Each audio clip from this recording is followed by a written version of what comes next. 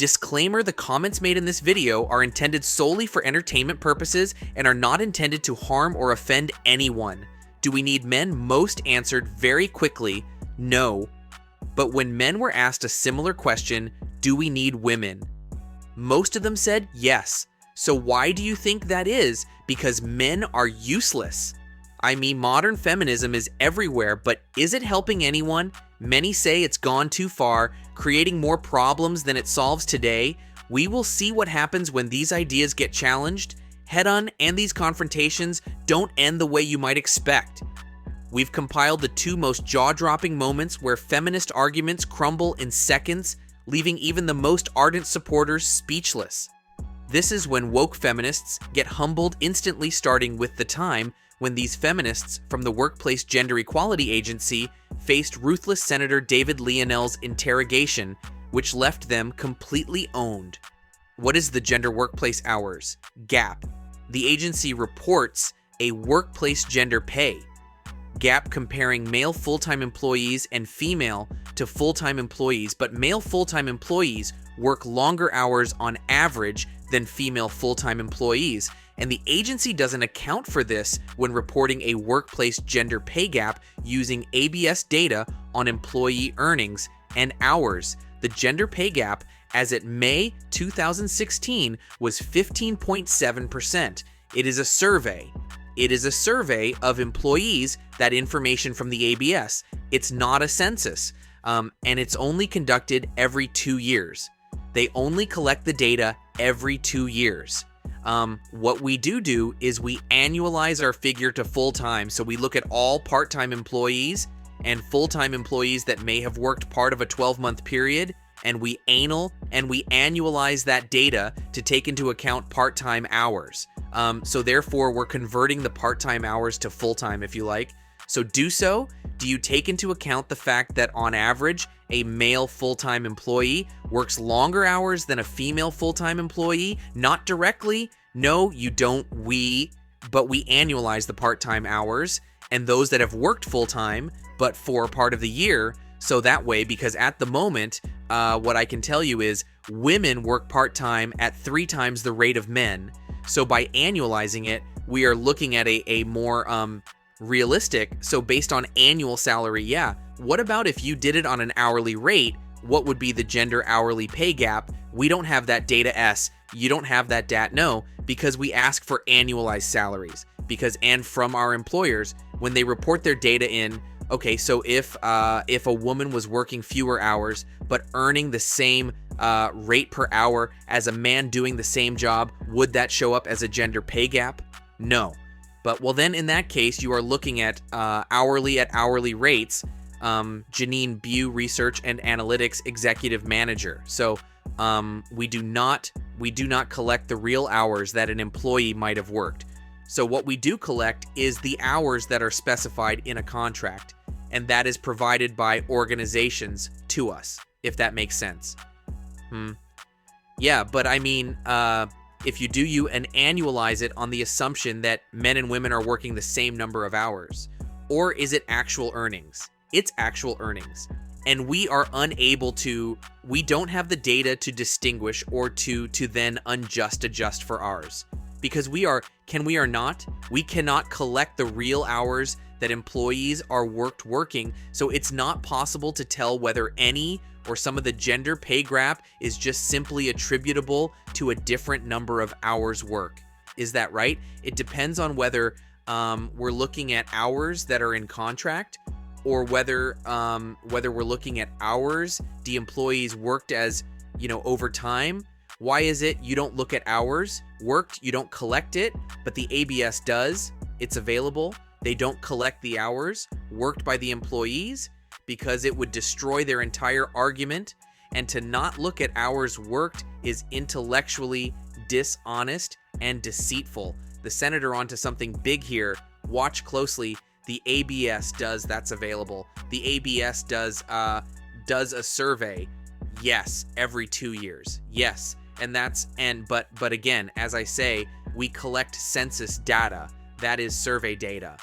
And the other thing I would say at this, Senator, is just because somebody might be sitting at their desk for 12 hours a day doesn't mean you're getting 12 hours of productivity out of them, and doesn't mean that they're working in essence any harder that someone might as someone that may sit at their desk for 8 hours. So I don't think that's true, but they're getting paid for the 12th where they're doing any work, or they're getting paid for however many hours they're sitting at their desk, just like how she's getting paid for overlooking the actual data. Let's see if women are really earning less, or is there more to the story? And the issue for your agency is that if it's a male sitting at a desk, they're getting paid more than a female sitting at a desk. So the question is whether, irrespective of the hours, the question is whether for those hours for which they're getting paid, is there a difference between men and women? So we don't collect information on our Senator ABS does, so it's available.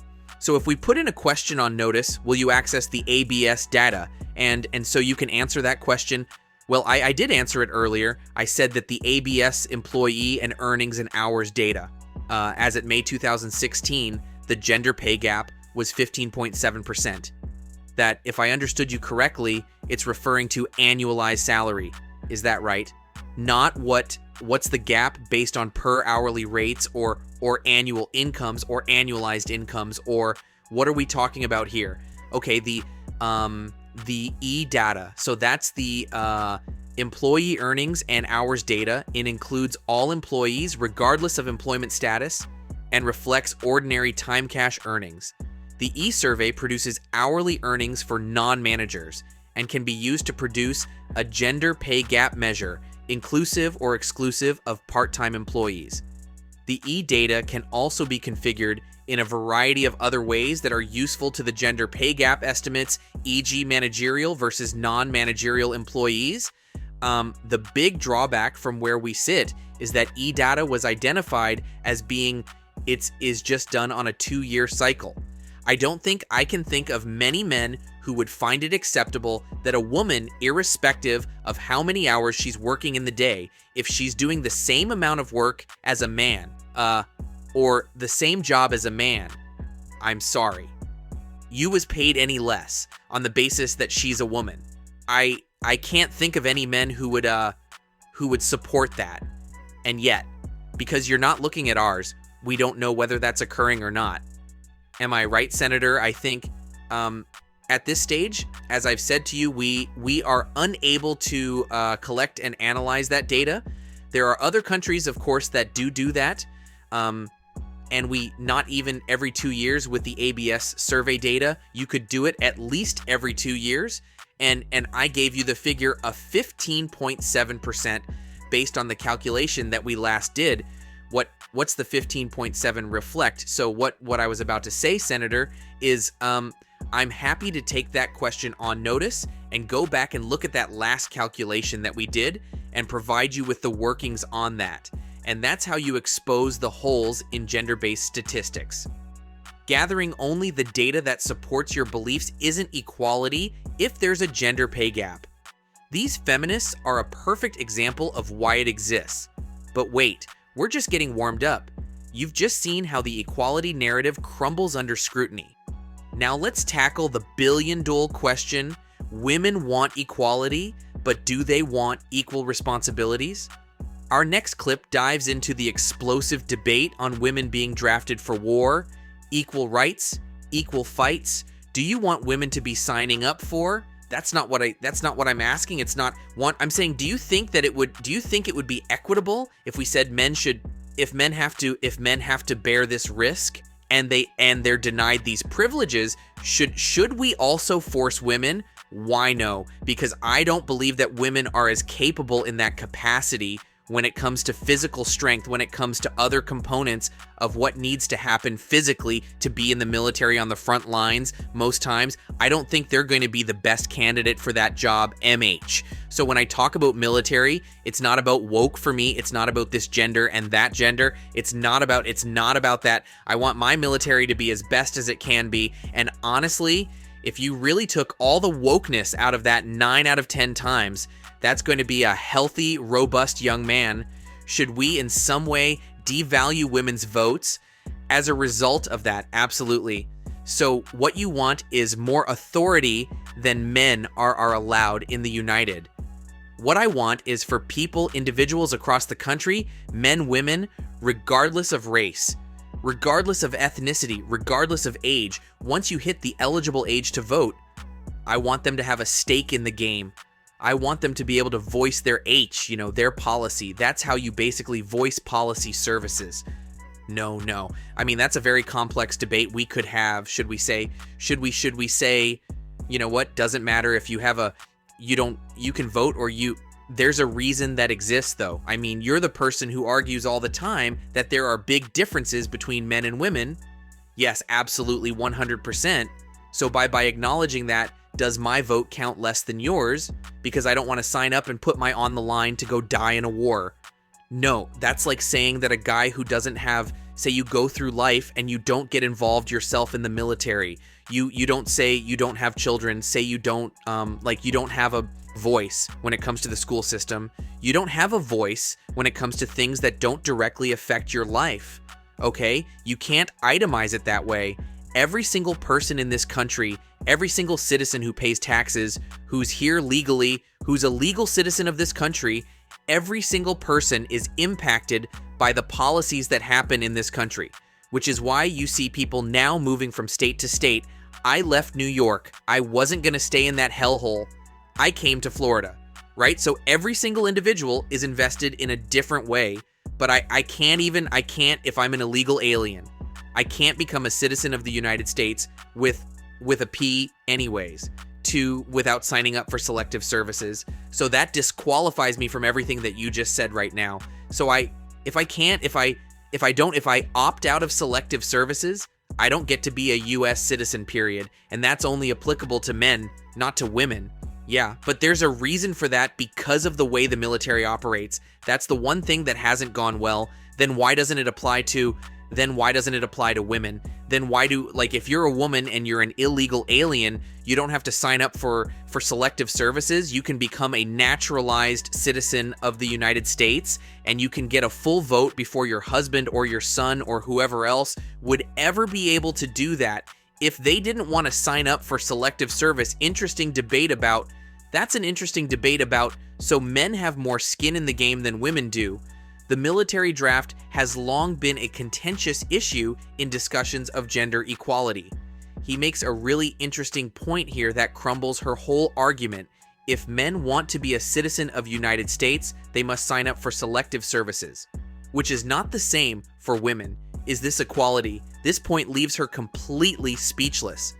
But wait, there's more. So men have more skin in the game than women do. Men have more skin in the game. On that, women have more in the game, okay? That's like saying a single guy, a single game as a family, live in a community that has a school district, but that could potentially be me dying for my country 100%. So should my vote count more, or your count, or yours count less? Because that is a much higher stakes game than what school is my kid gonna go. You don't want to live in a country. I mean, I certainly don't want to live in a country where we're now going to look issue by issue and say that your vote counts more or less based on your investment. That's exactly what they used to do prior to 1920. That's why women didn't want the vote, I know. Because they looked at the vote much differently, right? That's one of the reasons why men resisted for a long time, because men had more skin in the game prior to 1920. That's not, I don't think that's now. You can have conversation about elimination of selective services. That's a whole other debate that we can sit here and have. But what I think is beneficial to acknowledge is that every single person in this country who pays taxes and who invests in their community, who works, who brings home a paycheck, who has a kid in school, who lives in a city that's on fire, every single person has an investment in that community, and every single person should have a voice in the direction of, unless you're above 18 with the penis and you don't want to sign up for selective services, because that disqualifies you from all the well. That's a debate. That is the debate. Should selective services be eliminated, as a barometer? And you said no for whether or not Well, you know what I've no one's ever asked me that are, to be perfectly honest with you. I would have to bring the good shake when I come here. I would have to really, they want all of the benefits without any responsibility. Do you think this is fair and equal? Let us know in the comments below and subscribe for more videos like this.